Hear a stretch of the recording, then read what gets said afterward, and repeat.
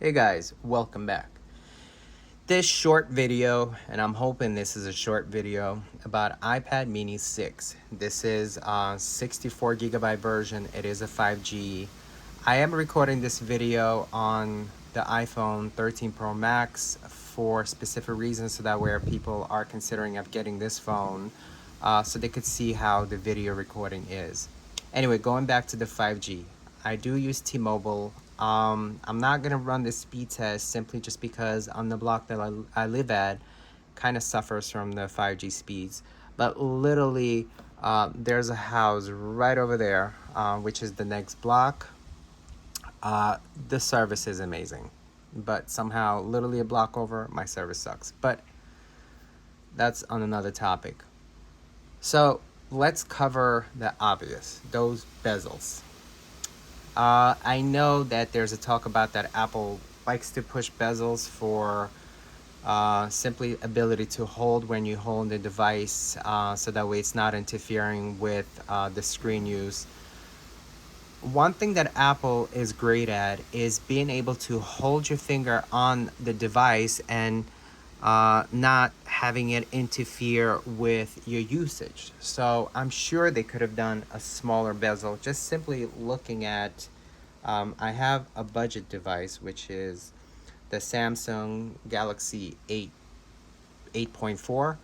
So it is an 8.4, and you could definitely use it with one finger, and the bezels are a lot thinner. So I'm sure Apple could have done a better job on reducing those bezels.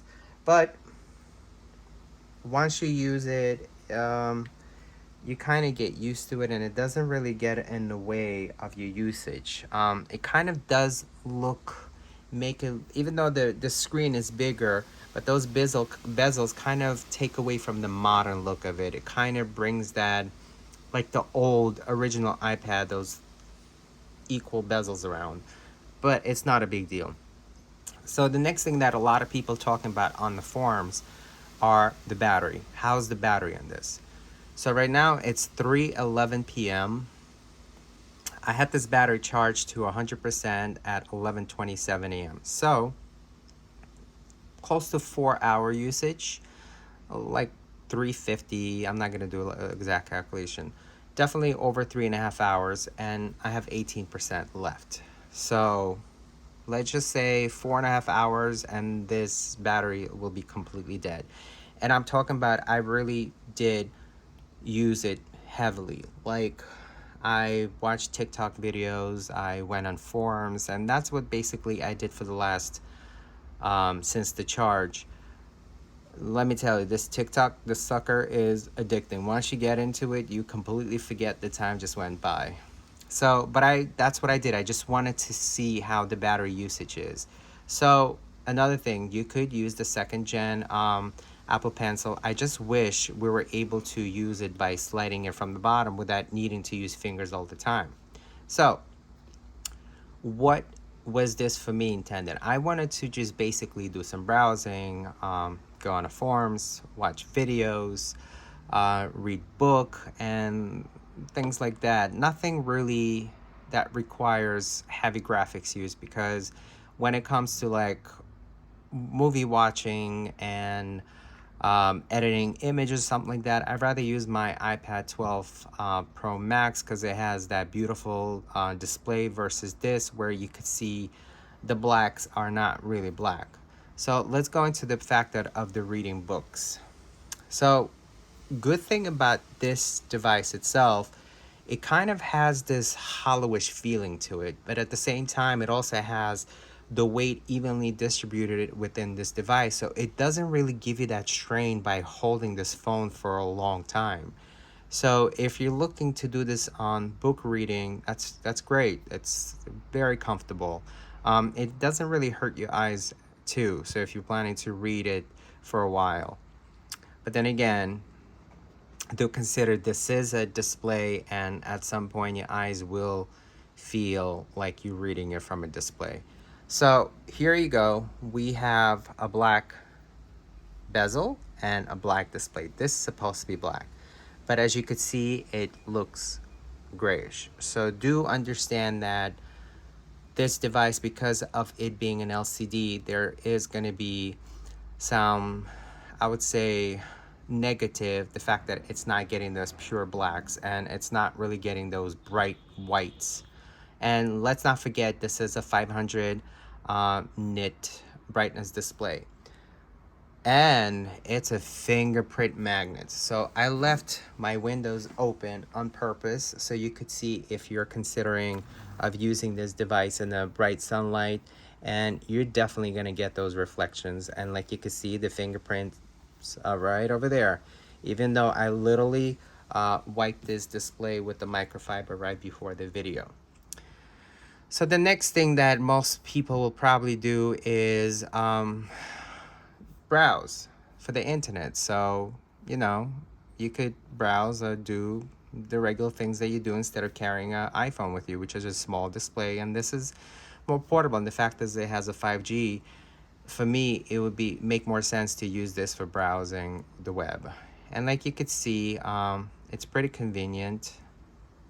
The color output is not that bad. So I hope people do understand that you're not losing as much in the color output, let's say, as if you would on comparable, let's say even iPad Pro 12.9 with mini LED display. The difference is the blacks and the bright whites are a lot brighter on the iPad Pro. So basically just using for the web browsing. I do like to go to CNET so I could see my stuff over there. It's convenient. Now let's talk about the jiggly effect that everybody's talking about. So if you move it up and down, I don't know if you see it there. So it has like a wave. So when you move it up, it waves. Whether you do it here or if you do it on here. So whatever you're moving on the side, it'll start going this way. So if you're doing it on that side, it'll jiggle that way. But if you're doing it on this side, it jiggles that way. And hopefully Apple will address that with their software update, but it's not a biggie. It doesn't really get in the way, because if you need to scroll somewhere, you get to a point where you need it to be. Now, so the web browsing, reading the books, YouTube watching videos. So if you like to watch YouTube videos, I like the fact that it has the tablet display, so you could definitely do things that you want to do with it. Watch the videos like I displayed with the color imaging, and like I said, it does not suffer as far as when it comes to delivering color output. I think the color on this display, it's pretty good, and I don't know if you see what I see on your end. The color looks good. I just wish it was brighter, and 500 nits will definitely show the lack of it not being totally very bright. Anyway, so what is another thing that you could use? I mean, having a pen with you on the go, it's fine, but it is inconvenient, the fact that it's definitely going to pop off. While the magnet is pretty strong and it definitely stays there firmly, but if, let's say, you're putting it in a bag, expect it to fall off. Same way as I did with my iPad Pro, I generally had to look in my bag where my pen was. What is another thing that you could use with this? So TikToking, you could go to the App Store to see what you could get. Some of the popular, and it works pretty fast. I do have pretty fast Wi-Fi in my house. I do have Verizon Fios, so things are a lot quicker. I also do some dabbling in some stock market for fun. So if you're looking to do some stock market, you could download some of the apps. Like I use Webull and Robinhood, and then I read my tweets on the stocks. What is the next thing that I like to do in this? And that would be playing games. I'm not a gamer. Actually, before we get into games, so if you're looking at, let's say you want to watch movies, so this is the new TV show that they have. Let me get into it. The Foundation. I watched it yesterday and it's pretty good. It kind of gives me that Star Wars vibe. Also like Mandalorian type of vibe. And I'm hoping that's where it's going. I really enjoyed watching it. Okay, so let's get into the gaming.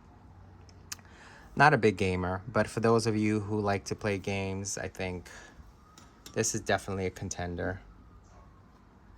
So this is Call of Duty. I'm gonna use the Xbox remote control. I guess I have to use the finger. I was about to say, what? I had to log in again?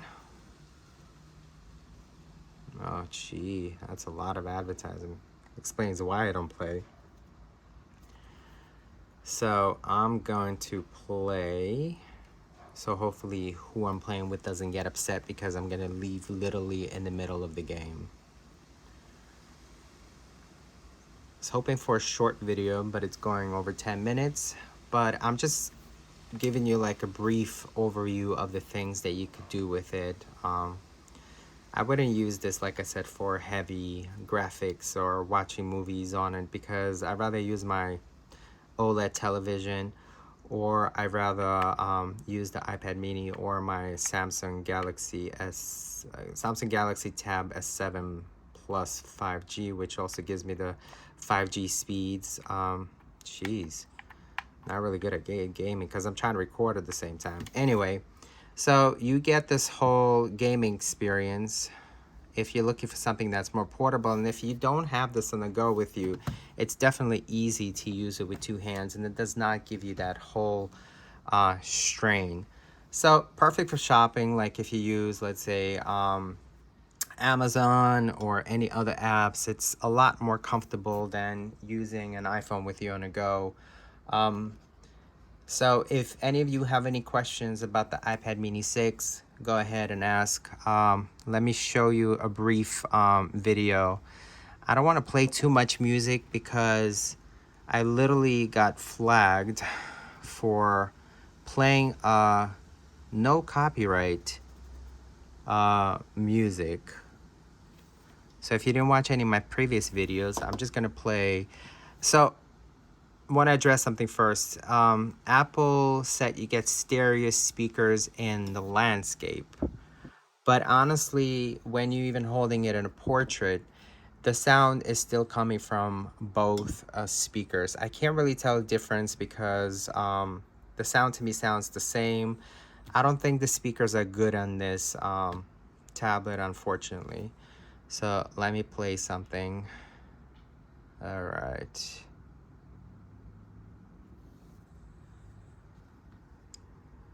Hopefully I don't get flagged for this.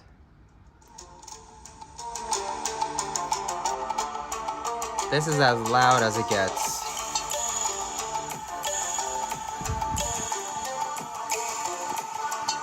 And one thing that I like is if you're holding it this way and you press the volume up. I'm pressing it up right now. Nothing happens. And I'm pressing it down and you could see it going down. Now, if you switch it to the other side, you use the same buttons over here. Now, what was before reducing the volume, now it acts as increasing volume.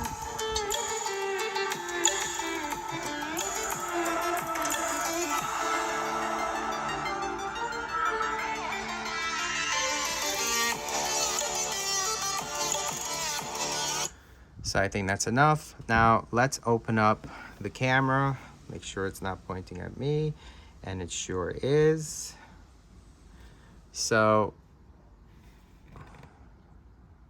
it's nice to have. I mean, I'm not one of those people who are going to be carrying a big device to take pictures, but if you want to take a picture, it's pretty good. So let me open it. So what do I call this device? I would call this a budget device. I know it's $499, which back in the day would have got you a top of the line tablet, but we're not in that time anymore, and $499 is what's pretty much a budget technology frame, I would say. So it is budget, it is basic. Don't expect any like wow factor. It's mostly designed for portability, ease of use. If you want to watch movies, I definitely recommend using headphones. Yes, it does not have the 3.5 jack port, but I'm all about wireless technology nowadays. So you could watch movies, you could play games, you could do light work on it, those of you who graphic designers, and if this display is good for you and it's good on the go for you, great. I'm one of those people who likes to get the best. So if you're in the same ballpark where I'm at of getting the best, it's not there, but it's not bad. So if you have any questions, if you are on edge thinking of buying this and you're not sure, just ask. Comment below. Thanks for watching.